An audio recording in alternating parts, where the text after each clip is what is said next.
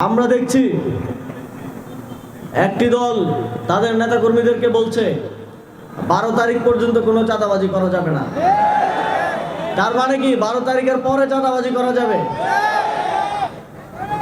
সুতরাং বাংলাদেশের জনগণকে আমরা বলতে চাই, তারা ক্ষুধার্ত শকুনের মতো বসে আছে। 12 তারিখ যদি কোনোভাবে নির্বাচনটা দিতে আসতে পারে, 12 তারিখের পরে আপনারা আর শান্তি পাবেন না। তারা দাঁতে ধার দিয়ে বসে আছে 12 তারিখের পরে চাঁদাবাজি, সন্ত্রাসী, লুটপাটের স্বর্গরাজ্য হিসেবে গড়ে তুলবে বাংলাদেশকে।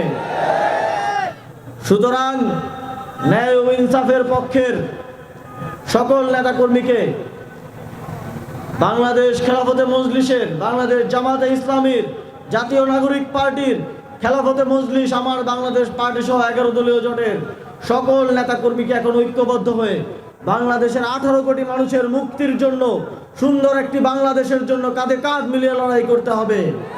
একটি রাজনৈতিক দলের প্রধান একটি আন্তর্জাতিক সংবাদ মাধ্যমে আওয়ামী লীগের শেখ হাসিনার সন্তানদের রাজনীতিতে ফিরে আনার কথা বলছেন।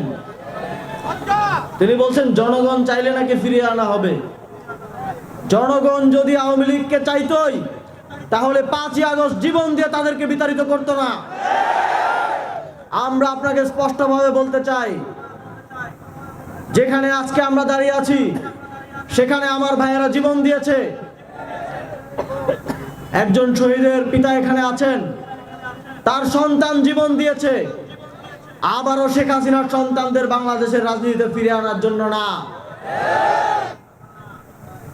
জিয়াউর রহমান, তাকে আমরা শ্রদ্ধা করি, কিন্তু তিনি একটাই ভুল করেছিলেন, তিনি শেখ হাসিনাকে বাংলাদেশের রাজনীতিতে ফিরিয়ে এনেছিলেন। তার ভুলের জন্য তার পরিবারও যদি ভুলে যায় তাদেরকে কি খেসারত দিতে হয়েছিল, বাংলাদেশের মানুষ কিন্তু ভুলে নাই।